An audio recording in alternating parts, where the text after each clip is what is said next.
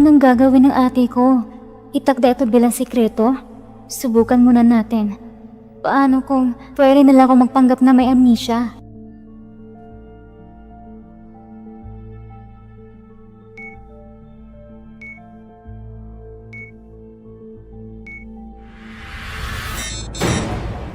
Hindi ikaw si Hian.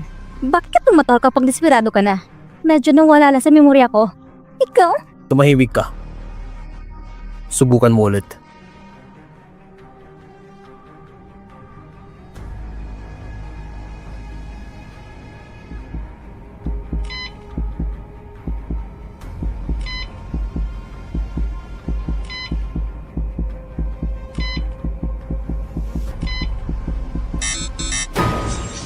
Ito ay sapat na ebidensya, hindi ba? Pero hindi ka pa rin nagpapatalo.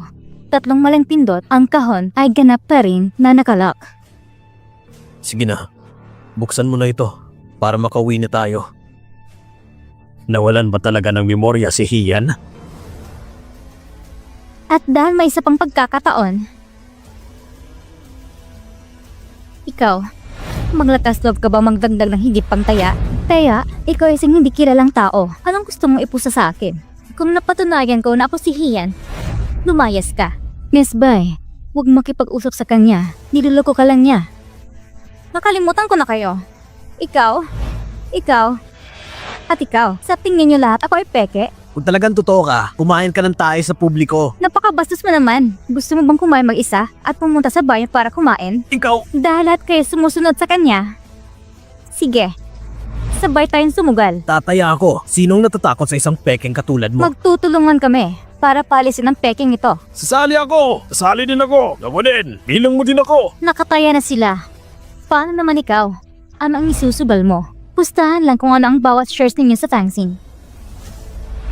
Sabay tayong sumugal.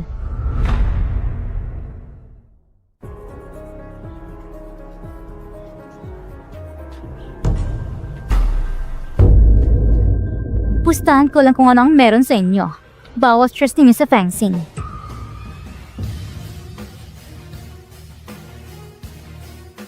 Ano? Hindi ako makalakas na sumugal? Pagkatapos sinabi niya na ito ay disguise, ako si Hian. Sinong may sabing hindi ka maglakas na sumugal? Ako si Bai Rui. Handang gamitin ang lahat ng shares sa kamay sa taya ng peking ito. At ikaw? Yuga, handa kong ipusta ang lahat para sa'yo. Yun lang ba? Para mas mapansin mo ako. Dahil sinusuportahan mo siya sa pagbukas. Kunin ang iyong mga shares, ilabas mo para sabay sa pustahan. Ayan. Galit ka ba? Kahit na marami kang sinabi sa isang mataas at tunong na dahilan, pero para sa akin, ito ay isang insulto. Akala ko ba mahal mo ako? Wala nang mas nagpapasaya sa akin. Pero sinusuportahan mo si Bai Rui. Pinapanigan mo siya. Patawad. Ayan. Hindi ko napansin ang nararamdaman mo. Akala ko isa-alang-alang mo ang pagtutok sa Fangsing. Hindi bale. Ngayon hanggat ilagay mo ang iyong mga shares at kunin ito bilang isang taya, katulad nila, tumaya ka sa akin. Patatawarin kita. Yuga, tingnan ko ang pagmamahal mo para kay Hian kung totoo ba o hindi. Ang babaeng ito, kawili-wili, hindi na mahalaga. Kapag dumating na ang ulat ng DNA test, katapusan mo na. Ayaw mo? Kahit ako manalo, ang akin ay sa'yo pa rin.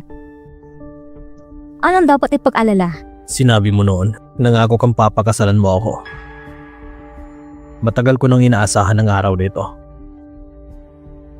Akin ka, fiancé ko. Ang pag-aasawa ay hindi maiiwasan sa madaling panahon. Depende sa performance mo. Halimbawa, ngayon. Ngayon, mag-print ka ng 2 kopya sa liham ng paglipat ng equity. Isa para kay Bai Rui at bigyan mo ako ng kopya. Ginoong Yu, kitang-kita ang sinseridad kay Ginang eh. Ano bang nangyayari dito?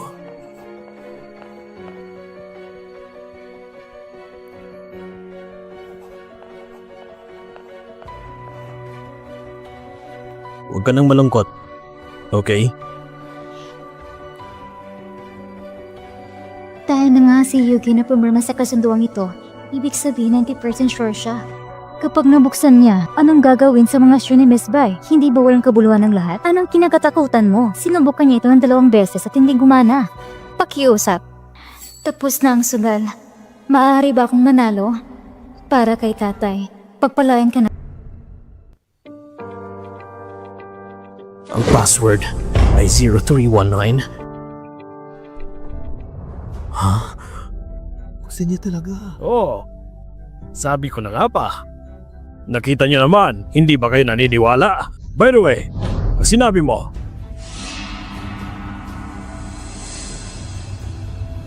Tapos ikaw, bakit mo gusto si Yoga? Yung araw na nakilala ko siya. Iyon ay 19 ng Marso. Ayan. Bakit 0319? Nakalimutan mo na? Ito yung araw na nagkakakilala tayo. Ito rin ang araw na minahal kita. Hindi mo sinabi sa akin. Pagdating mo, binigyan mo ako ng bagong buhay. Hinayaan mo ako magpatuloy sa paghahanap ng kahulugan ng buhay ko. Ate, ito ang gusto mo. May gusto ka bang sabihin sa kanya? Dapat buhay pa si Hian. Kung hindi, hindi niya maaaring malaman ng mga bagay na ito. By the way, anong dapat mong sabihin? Hindi na mahalaga. Parating ng resulta ng DNA test. Miss Bai, lumabas na ang resulta ng DNA test.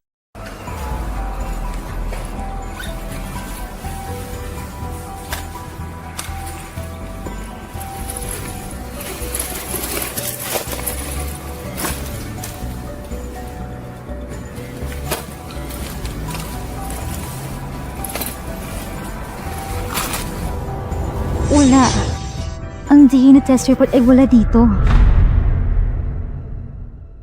Miss Bai, lumabas na ang resulta ng DNA test. Talaga? Pero wag kang mag-alala. Napalitan na yun ni Hian. Miss Bai, sa kalsada kanina may ibang gustong kumuha sa report na ito. Sayang naman, buti na lang at itinago ko sa braso ang report, maliban kung patayin mo ako. Kung hindi, wala nang magagawa kundi agawan ito.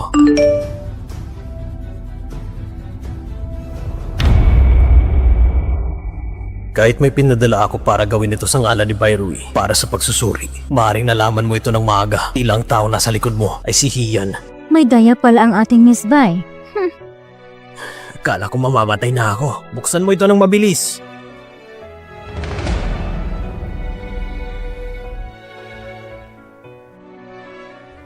Saan ka pupunta?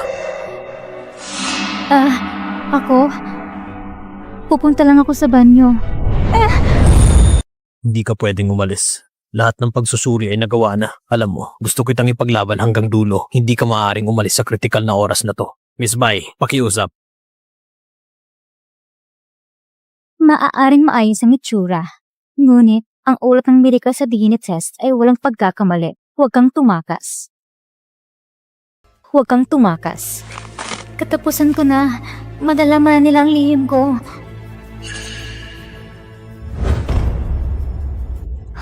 Imposible.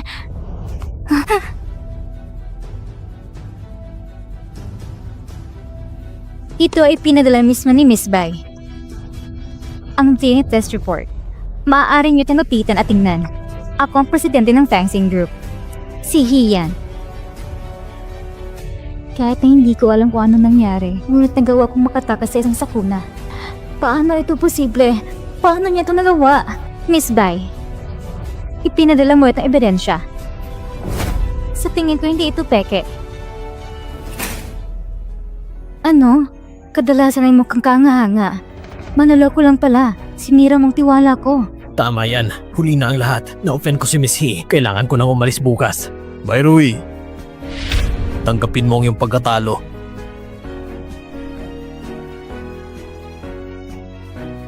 Yuga, 10 taon.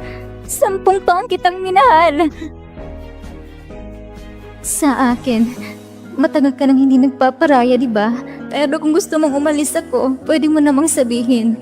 Ang taong pinakamahalaga sa'yo, mga damdamin ng pagkalkula at pagkakanulo. Ito ay 100 beses na mas masakit kaysa sa pagtanggi. Huwag kang maamo. Sa katunayan, ikaw ay malupit. Ako si Yuga at sa buhay na to, si Hian lang ang mahal ko. Ngayon at magpakailanman. Ngayon at magpakailanman. Yuga. Paumanhin, pero hindi kita kayang kamuhian. Kaya, sana, balang araw, mararamdaman mo ang pakiramdam ko ngayon. Ganon din ang nararamdaman ko. Ito ang pinakamahusay na parusa para sa'yo. Sige, naalala ko.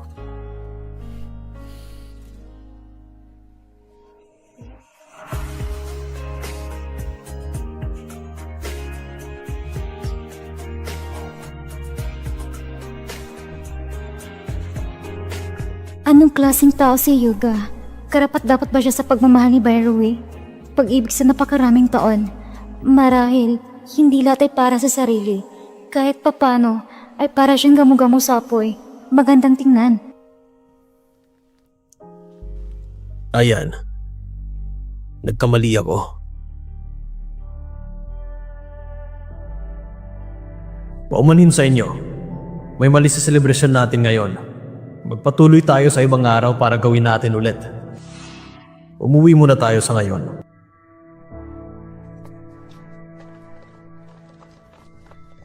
Yuga, ikaw ang fiancé ni Hian. Dapat panigan mo sa kahit kailan. Ngayon, ang pinakita mo ay hindi kasaya-saya. Ayokong may susunod pa na pagkakataon. Naiintindihan ko po, Mr. Yang. Simula ngayon, ikaw na dapat ang unahin ko. Mabuti. Dapat alam mo. Tara na. Parang ang mga tauhan ni Hian ay hindi sangayon sa akin.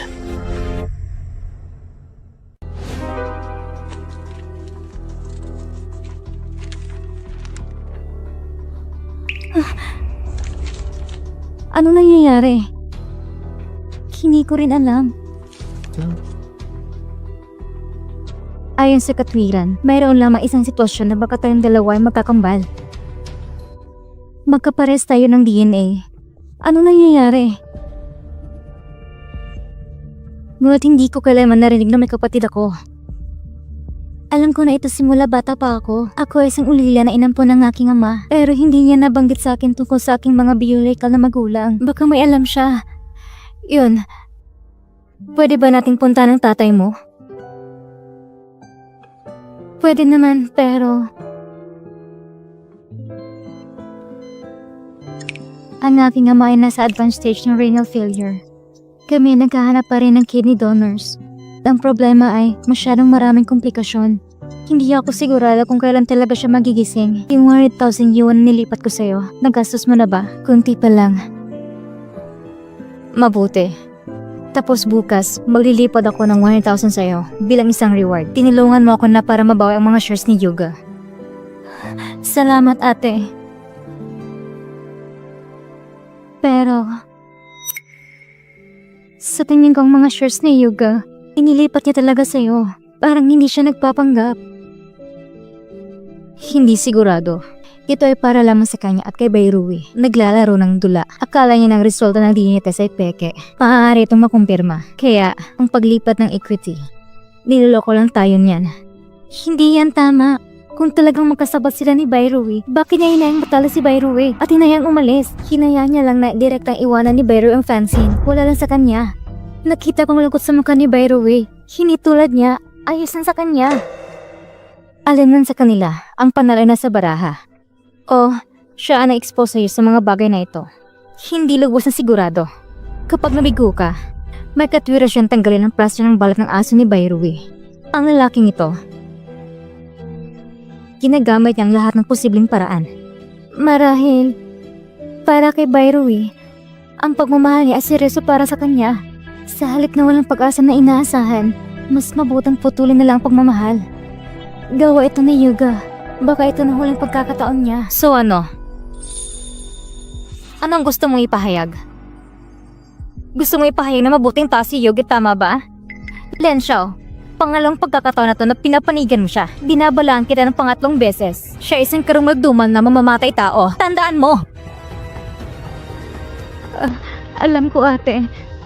Huwag kang magalit. Kung mawala ang tatay ko sa mundong ito, ikaw lang kamag-anak ko. Huwag kang mag-alala. Hindi na kita pagagalitin.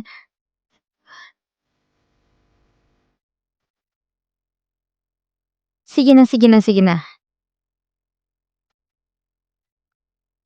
Kapatid ko, ikaw na lang natitirang miyembro ng pamilya ko. Kaya, mahal kong kapatid, huwag mo akong ipagkanulo.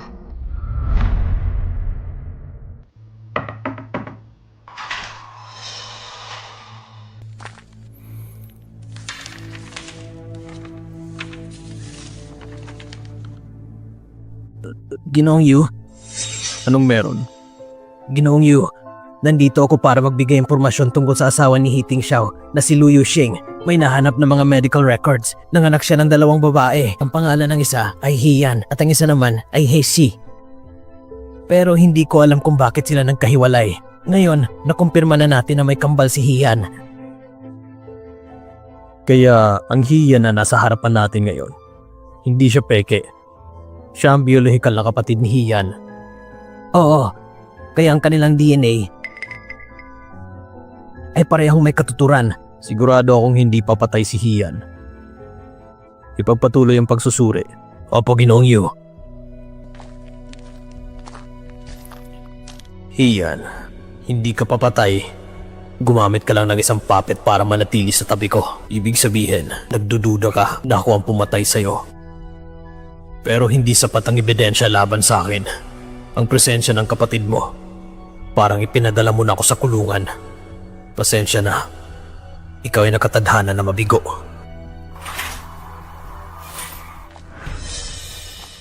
May nakalimutan akong sabihin sa'yo.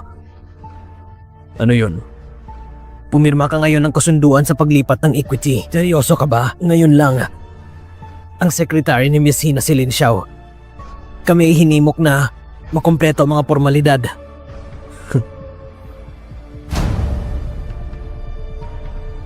Hindi na mahalaga. Ikakasal na kami ni Hian. Kung anong meron sa akin ay nasa kanya. Ang kanya ay akin.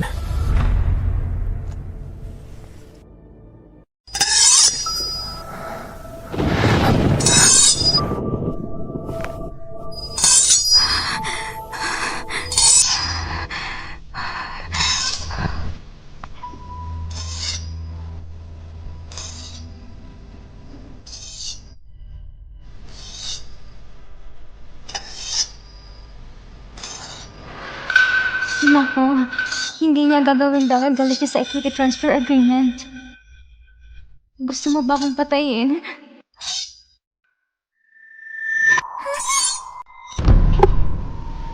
Hindi niya ako pwedeng makita. Dapat nasa kwarto ako. May pinhole camera doon.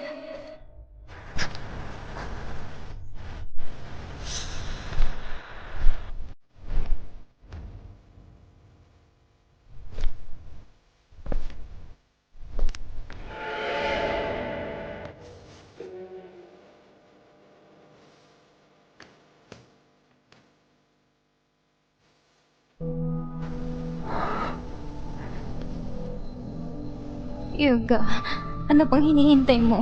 Simulan mo na. Ituloy mo na.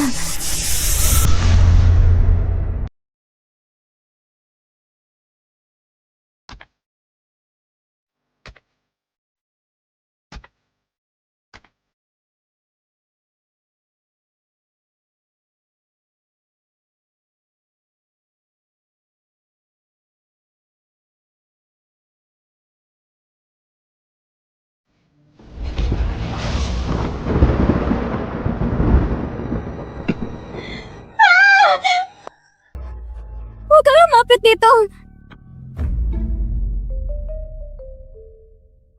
Ayan.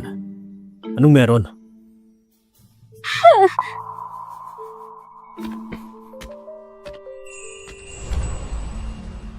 Naisip ko lang na may magnanakaw sa bahay. Akala ko wala ka sa bahay. Kaya lumabas ako at tiningnan. Hindi ko inaasahan na sobrang dilim pala dito. Napagkamalan tulog kitang magnanakaw. Lumapit ka. Hawakan mo ako. Anong meron? Ginamot ko ang sugat mo. Tutulungan kitang bunutin ng pako. Medyo masakit pero tiisin mo lang. Ano yun?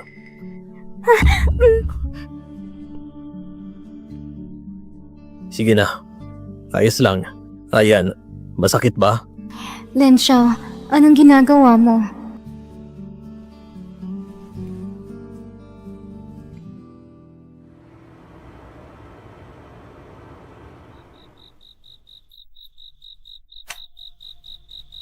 Ayan, gumising ka ng maaga bukas. Pumunta ka sa kumpanya mga 8:00 ng umaga. Okay? May sorpresa ako para sa'yo. Bago ako na-aksidente, ang huling sinabi niya sa akin, gusto niya daw ako bigyan ng sorpresa. Sorpresa? Natakasan mo na ito noon. Hindi na pwedeng maulit. Kung ano ang darating, ay palaging darating.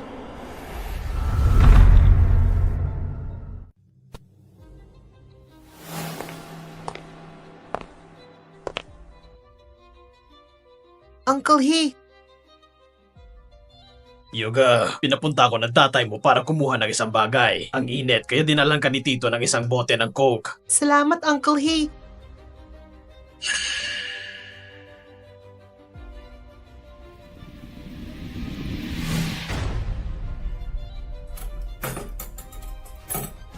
Sa pamamagitan nito, magiging akin ang Fangsing. Ako si Hiting Xiao. Ako ang dapat masusunod. Kahit ang anak mo ay medyo tanga. Hiting Xiao, maliban kung patayin mo ako ngayon, isusumbong kita bukas na ninakaw mo ang aking pananaliksik. Yufebay, gusto mo bang makilala? Paano mo nakuha ang iyong resulta sa iyong scientificong pananaliksik? Nautang mo ito sa akin! Ah! Ikaw...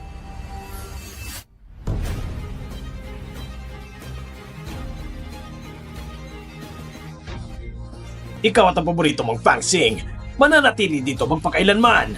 Makinig kayo. Dito mismo, ito ang lokasyon ng Fangsing Building.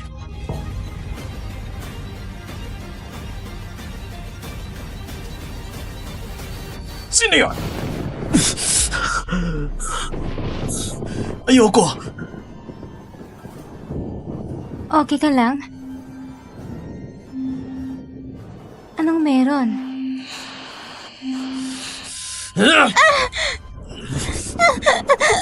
Yaka!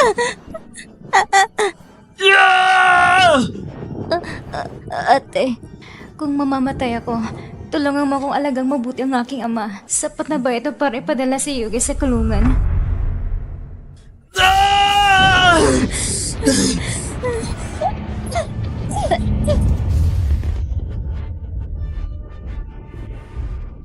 Paumanhin. Paumanhin. Bakit siya tumigil?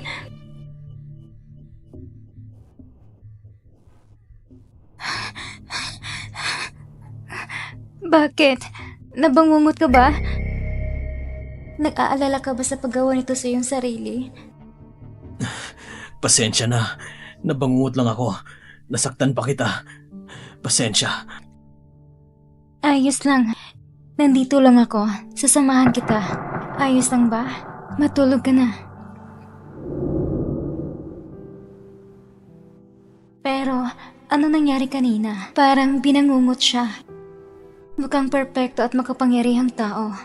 Mayroon bang mga tao at bagay na kinakatatakutan mo?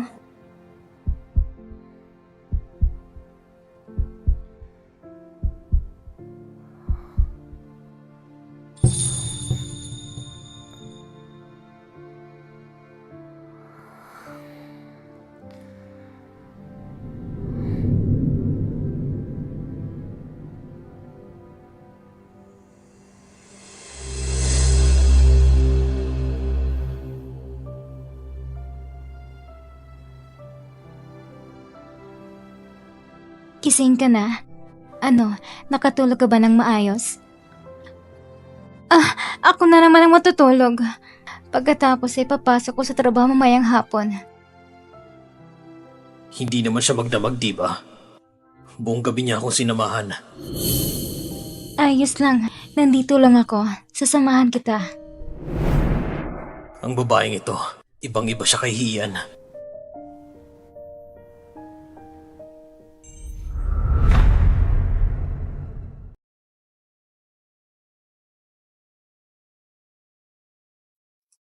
Bakit late ka ngayon? Ako? Sige. Kung tungkol sa lalaki at babae, hindi na kailangan sabihin. Mag-seatbelt ka. Ate, hindi. Hindi mo na iintindihan. Kaya anong meron? Sinaktan ka niya? Hindi. Si Yuga, ang share transfer agreement ay nilagdaan na ngayon. Hindi ako naniniwala kung hanggang kailan niya ito kayang tiisin. Lian Xiao, ano mong bagay para akusahan siya? Katibayan na yan na sinasadyang pagpatay. Naiintindihan mo? Naiintindihan ko.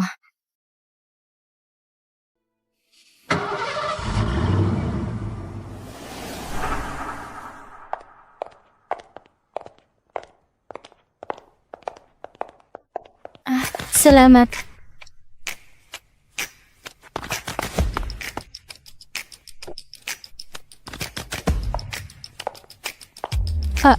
Salamat. Salamat. Salamat. Salamat. Salamat.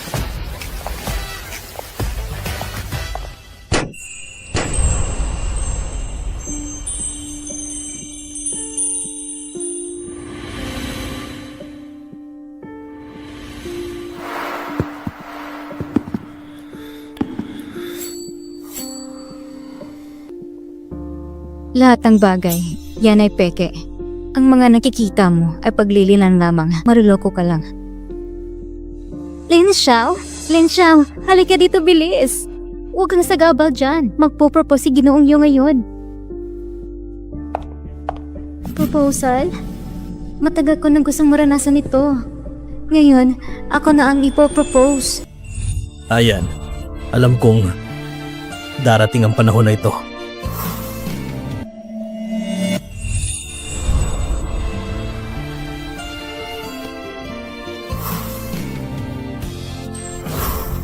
Hindi na ako makapaghintay.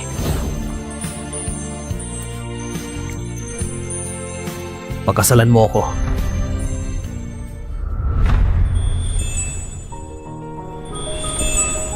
Hindi na ako makapaghintay.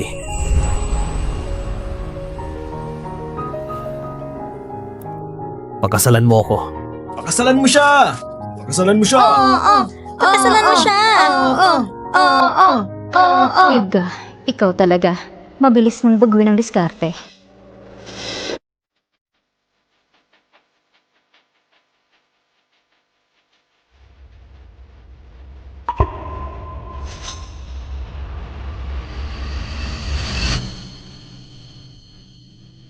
Patawad, Yuga. Natama ng ulo ko siya sa aksidente. Madaming bagay na hindi ko naaalala. Pati na ang nakaraan natin. Kaya hindi ko talaga alam paano tumugon sa iyong nararamdaman. Naiintindihan ko. Pasensya na talaga. Mauna na ako. Ian! Pangako. Tutulungan kita mabawi yung mga alaala, tapos magiging akin ka ulit.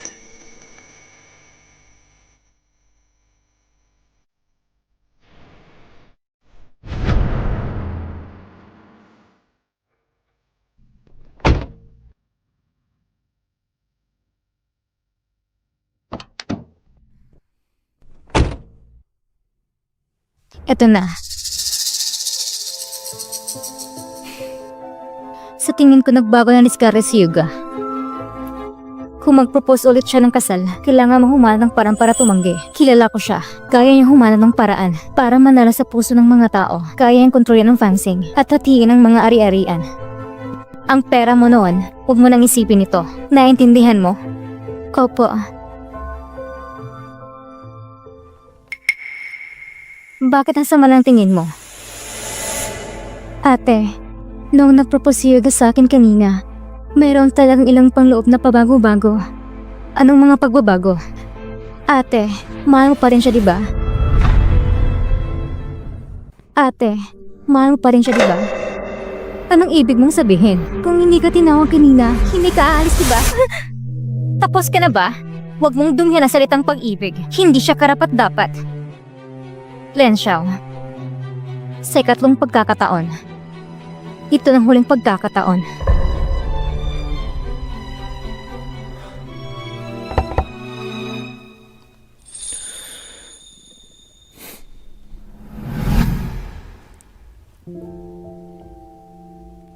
Ayan, natatandaan mo pa ba? Isang taon na ang nakalipas. Ito ang lugar kung saan ako nagtapat sa'yo. Hindi ko na maaalala. Ayan, simula nung bumalik ka, mukhang hindi ka naman nagka-amnesia. Ang kahon sa kumpanya, ikaw mismong nagbukas nito. Ikaw lang ang nakakaalam ng password. Sabihin mo, alin ang mga hindi mo naaalala? Kung hindi, tatanggapin ko na lang na may amnesia ka para maintindihan ko na hindi mo na ako mahal. Ayaw mo akong pakasalan. Pero hindi mo kayang tiisin na saktan ako. Di ba? Kung sasabihin kong oo, tatalikuran mo bang ideya magpakasal? Hindi. Yun lang. Pero kailangan kong malaman bakit ayaw mo kong pakasalan. Dahil ba ayaw mo sa akin o may iba ka pang dahilan?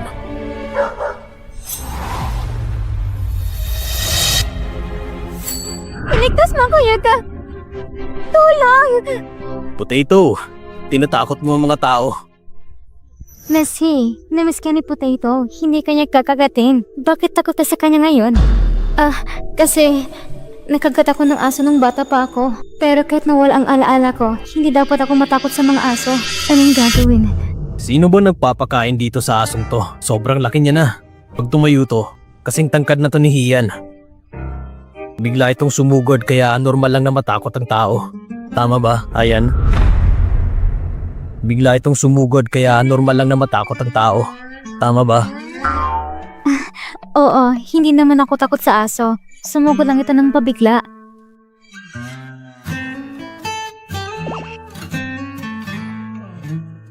Potato. Napakakapa ng balahibo mo. Parang buhok mo lang. Anong meron? Nung dati, sinabi mo rin yan. Tama ba o mali? Magkaiba naman kami ng iniisip ni ate, diba? Bahala na. Ngayon siya'y masaya, hindi niya na ako pagdududahan. Ang babaeng to, hindi marunong umarte. Hindi kita tutulungan dito. Hindi mo man lang mahulaan. Naalala ko na, ang ngiti nito ay katulad din sa iyo. Ang cute na aso. Maaari na rin kitang tawagin aso simula ngayon. Ikaw parang tanga na aso. Ayan. Dahil hindi mo magawang maging emotional sa lugar na ito, dadalhin kita sa iba pang lugar. Okay?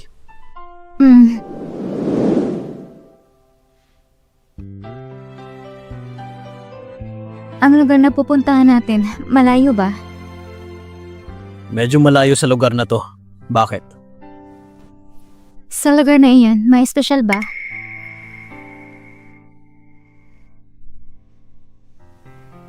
Ang lugar na yun kung saan tayo unang naghalikan.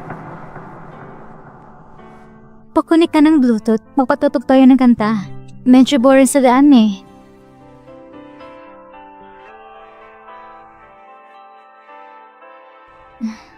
Itong paborito kong kanta. Maganda bang pakinggan? Ang mga bagay na ito ay dapat maiintindihan kahit mawala ang alaala ko. Hindi ito madaling baguhin. Ang paboritong mga awit, My Day, Transform Stubbornness. Tama. Sa layuning ito, hinatid pa ako na yoga upang makinig ng My Day concert. Kaya ang mga ito, huwag mong kalimutan. Mahalaga na tandaan.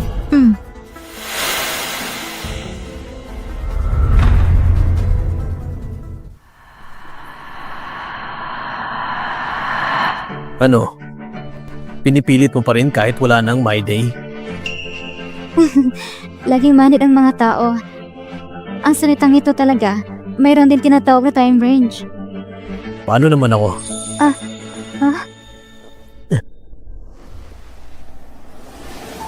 Sabi mo dati mahal mo ako. Ako ang pinakagusto mo. Minahal mo ako hanggang sa dumating yung araw na naaksidente ka. Kung ganun, mas gugustuhin ko pa na ako ang naaksidente nung araw na yun.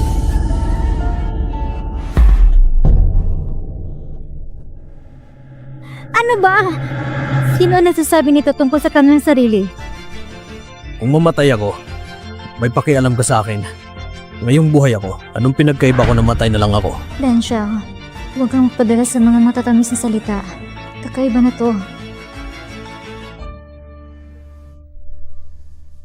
Tara na.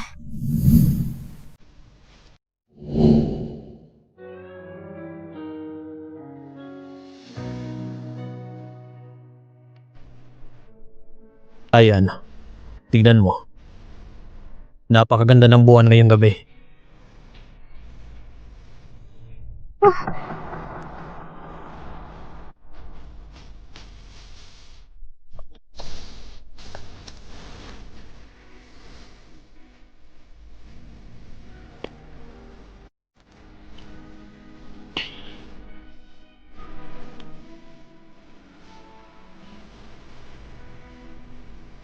Ayan. Huwag mo akong iiwan. Ate, sana sa pagitan niyo ni Yoga, hindi kailanman nangyari ang masamang bagay na yun.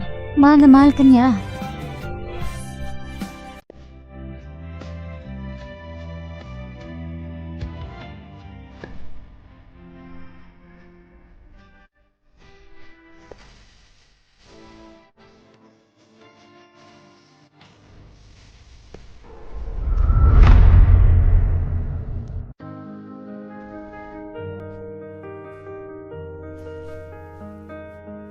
Hinalikan ako ng isang babae.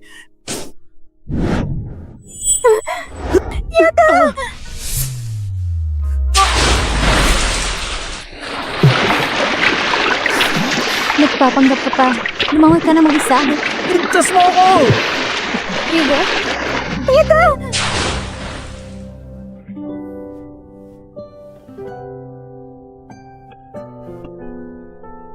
Ayan.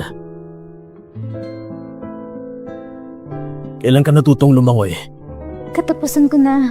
Masyado kong balisa kanina. Takot lumangoy si ate. Nakalimutan ko.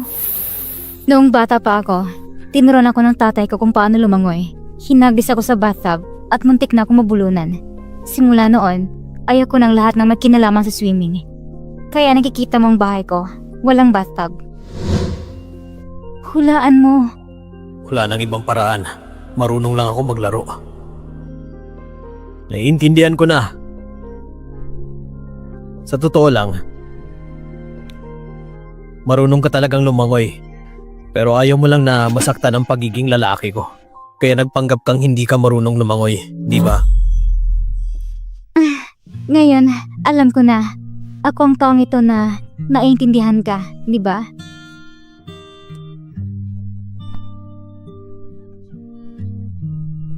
Ang babaeng to, bobo pero cute. Sobrang kakaiba. Ito ang unang beses na naprotektahan ako ng isang babae. Mukhang maliit, pero mas matapang kaysa sa iba. Ayan, Huh? naniniwala ko na kahit mawala ang memorya mo, magmamahalan pa tayo ulit. Muli?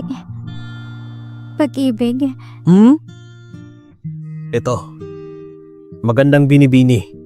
Kilalanin natin muli ang isa't isa. Ang pangalan ko ay si Yuga.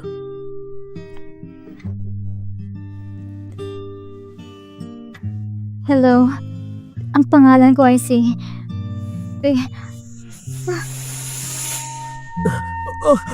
Ayan! Ayan!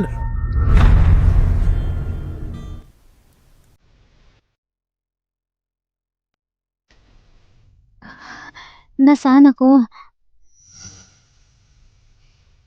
Sa bahay.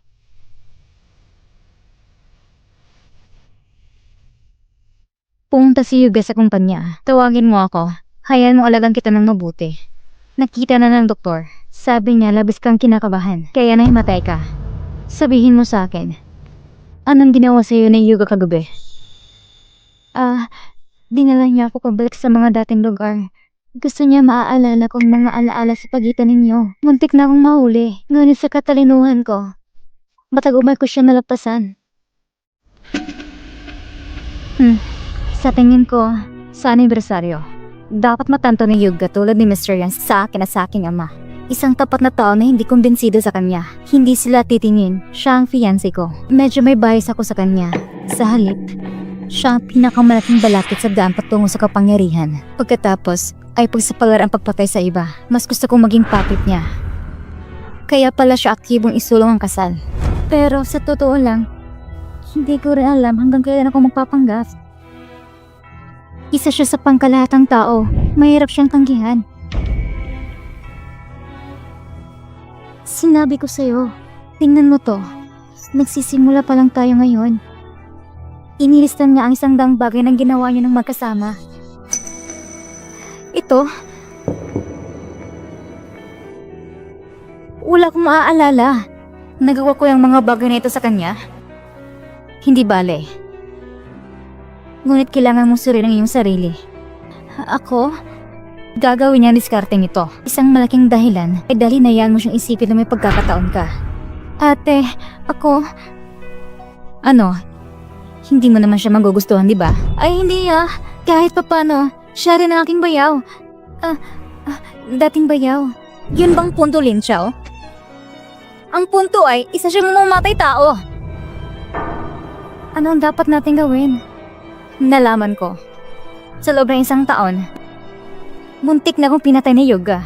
Doon sa kumpanya, may mga tao siya sa bawat departamento at lahat sila senior shareholders. Kahit na inaabot ng kanyang mga bahagi, ngunit ang tunay na control nasa kamay pa rin niya. Kahit na magdaos ako ng shareholders meeting, hindi siya madismiss.